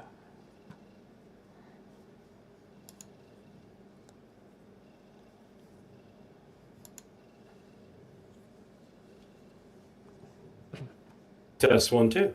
Perfect. Can you hear me now? Hey, yeah. Welcome. Awesome. Cool. Nice Yeah. to meet you. Hi, I'm Dane. I'm from NC. Yeah, nice to meet you. In Chapel Hill. And yeah, likewise. This has been fun for the short time I've been in the conversation. But yeah, I thought it'd be cool to just chat about outreach and bringing people into the hobby. And that's one thing that caught my attention from the very beginning, that you do a lot of that. So I thought it'd be interesting to maybe pick your brain and maybe ask about any tips that you have for engaging the public at these events and helping to introduce people, adults and kids, to the hobby. Yeah, sure. I think we have another session in this coming Saturday, if it's clear. So one thing I like doing is I'll try to do outreach whenever the moon is out. I know we don't really like the moon in astrophotography, but when all else fails, the moon is there. And even with the medium-sized telescope, even with the small telescope, you can see so much of the moon, and it blows people's minds, especially kids. Like, they see the moon all the time. Like, like you look at the craters, and if you can see craters within craters, like, they will talk about it. And that gets excited. If their parents with them, they get excited. And we right for the last couple years, or year and a half or so, I've been working with a local sidewalk astronomy enthusiasts. So we've been setting up in high traffic areas. Like, I'm in Cambridge. We usually set up in Cambridge, Massachusetts, which is near Harvard University and a lot of other colleges and high schools and elementary schools. So like when people come by, we basically yell at them on the side. We're like, hey, you want to look at Saturn or the moon through a telescope? And the number of people who say, yeah, why not, is a lot, which is amazing. There's always a few people that are like, no, like that's weird. I'm not gonna do that. Other people will be like, how much does it cost? We're like, it's free. So one of the people actually started bringing like this big sign. It'll say like free moon gazing or free views of Saturn or Jupiter tonight. And I feel like that helps people. So like signage is good. Good. Yeah, and for kids, we also started doing like kids activities, like stickers, giveaways. I don't know what else. Maybe printable coloring sheets. Exactly. Yeah. It's like the moon. Like you can. I know coloring the moon is a little bit weird, but like like pictures of the moon, you can start drawing on. Like draw yourself on the moon. Something like that. Oh, yeah. Yeah, that gets kids excited. Just let their imagination run wild. Exactly. I'm glad to hear that works, because I've thought about doing that kind of thing. I thought about just, taking a friend or two from the local astronomy club and just setting up on the sidewalk on Franklin Street near the UNC campus or at a mall where there's an ice cream shop and a burrito place, and they have this big open area with cornhole boards and Adirondack chairs. And I was over there the other night to pick up some takeout, and there's a beautiful view of the moon coming up. And I just go out there and just set up and just invite people to walk up and look through the eyepiece. Yeah. Another idea for you would be to reach out to schools and libraries and ask if they want to host like a stargazing event. So we do that too. Like we just got an email from the Cambridge Public Library asking, hey, like, can you do this with us? And when they do that, what they'll do is they'll actually advertise it for you. So then people will go. A couple of weeks ago, we did one with the Girl Scouts here. So like we knew there was going to be people there. It's like guaranteed. And people walking down the sidewalk will see a big group of people looking through telescopes, and they'll swing by like, hey, what's happening? So like working with organizations is that kind also of thing draws people in. Exactly. They're instantly curious. Exactly. Our local astronomy club does some events, but I don't know. I find myself with free evenings, and I want to do more. Yeah. Yeah. And I've actually also told my wife is a teacher, and I've told her and her fellow teachers at the school, hey, if you're gonna have the kids out on the playground in the morning, and it's one of those days where you can actually look up and see the moon, give me a call. Right. I'll bring the telescope over, and I'll set it up right there in the playground, and the kids can look at it. Right. Yeah.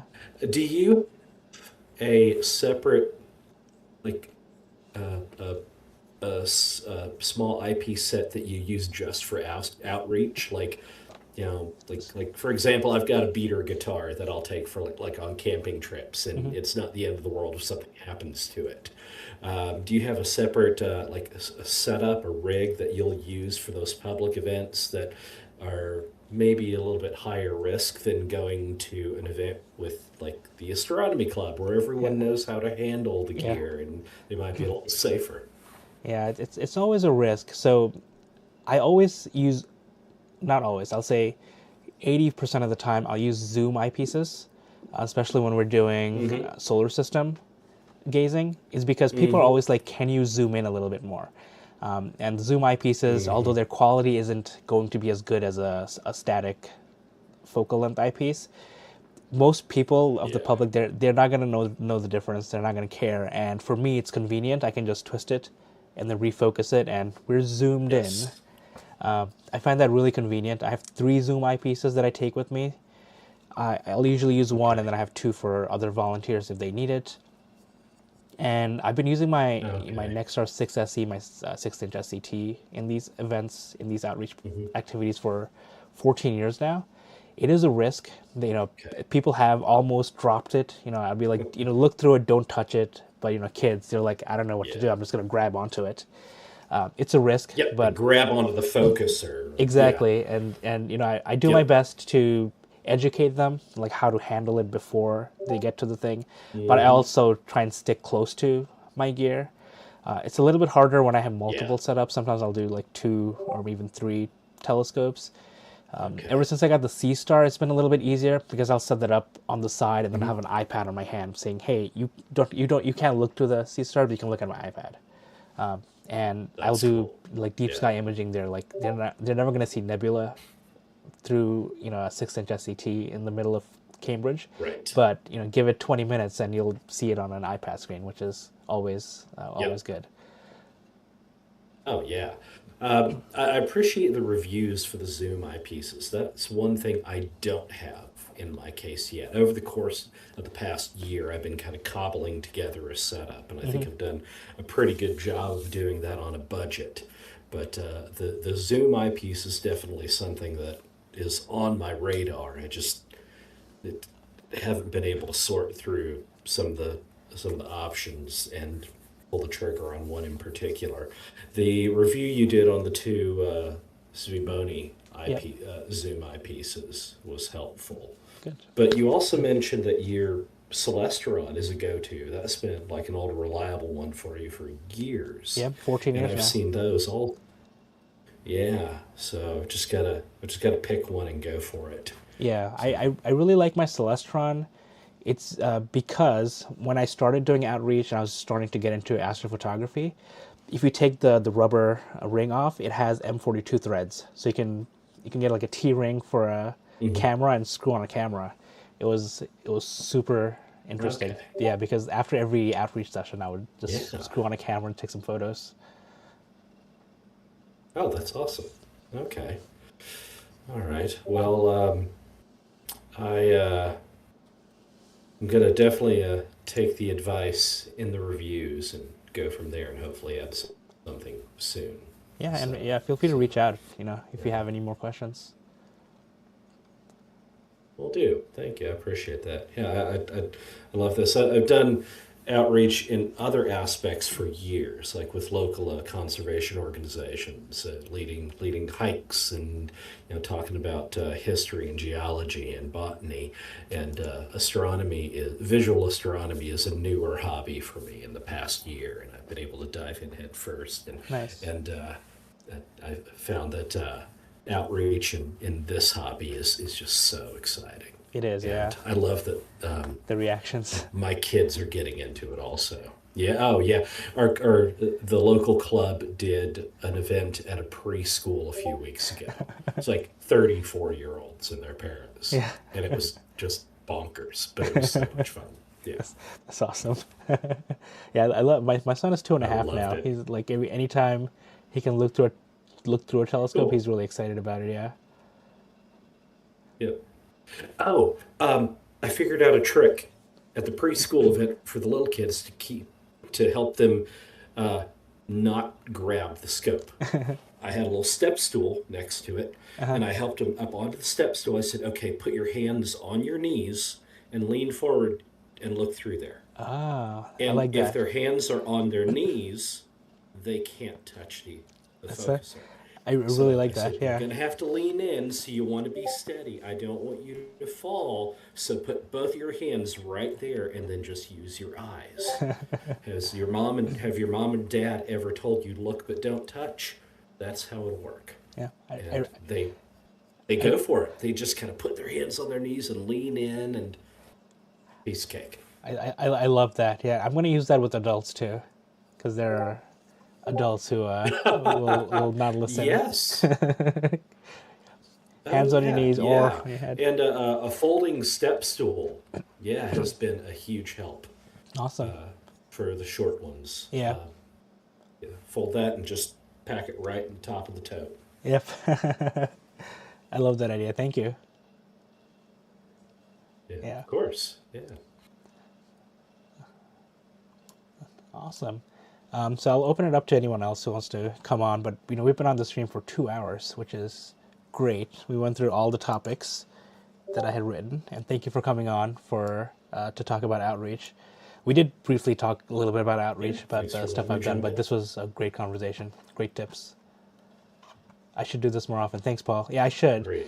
Yeah, I have two different people from Europe messaged me over the last couple of days saying I should do something earlier because they're asleep now, which I understand. So maybe a daytime one for us in the States and a nighttime one for people in Europe in the next one. And I'm glad things went well. My streaming, on YouTube as well. So I think it went well. I couldn't hear myself, but nobody's complaining. So this is great. Sounds great. Everything's coming through loud and clear from here. Once I figured out, because I'm a total noob to Discord. Yeah. Once I figured out how to join here, it was a lot better. Awesome. So, awesome. Well, how far have you traveled for a star party? So right now, we've been doing a lot around like Harvard. That's only like 15-minute, 20-minute drive from me. So it's not too far. Yeah. But my astronomy club will do outreach all the way to like central Massachusetts, which is, like an hour, hour and a half. Yeah. I do less of that, especially, since I have a young one at home. But It's hard with a kid. yeah, for sure. Yeah, but when I lived in New York, I used to do some in Queens where I lived, but I also used to drive out to Long Island to the beaches, like especially when it was early enough when Jupiter and Venus were evening stars. I would go hang out in the parking lot and grab people as they were leaving the beach. I'm like, hey, you want to end your day looking at That's cool. a planet? And that used to take me about an hour drive from Queens to one of those beaches. Okay. All right. Yeah, I went to my first star party at Stanton River State Park in Virginia last October, and there were people from all over the East Coast. That was a Nice. really cool experience. Yeah. Nice. Yeah, I want to do one of those. There's one at Cherry Springs State Park in Pennsylvania. That's always popular, but the tickets sell out really quickly. Oh, really? Okay. Yeah, star parties are fun even with binoculars. I agree. Yeah, you can see so much. Yep. Awesome. Yeah, I don't think I'd ever been to a certified dark sky site before that. Not yet. That can be your goal for the next few years. It was pretty amazing. It's hard to get people to go to star parties and dark sites. That's the only problem. Really? Yeah.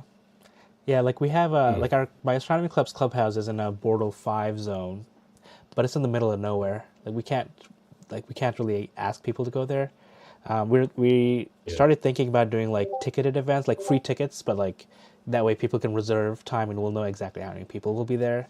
So when we have telescopes on hand, but I think it's in progress. But it takes me about 50 minutes to drive there, and people, there's no foot traffic there, so we have to figure it out. It has to be like an invite only event.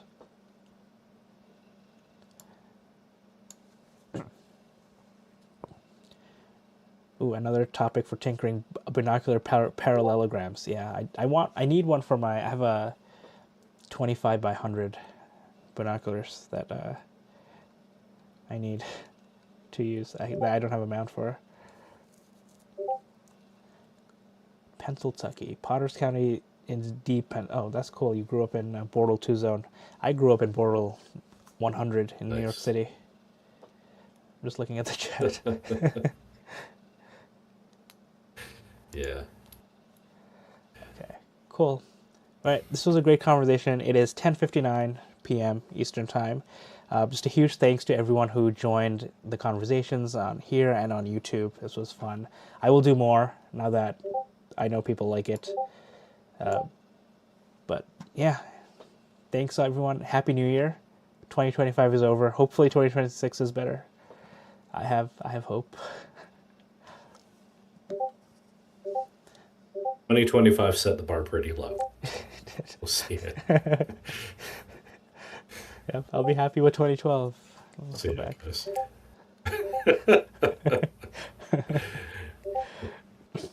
Nice. Thanks everyone. All right, I'm All going to end the stream. Have a good night. Thank you. Thank you. Good night, everyone. All right, I gotta Good quickly, night. slowly shut stuff off. I don't even know where I am.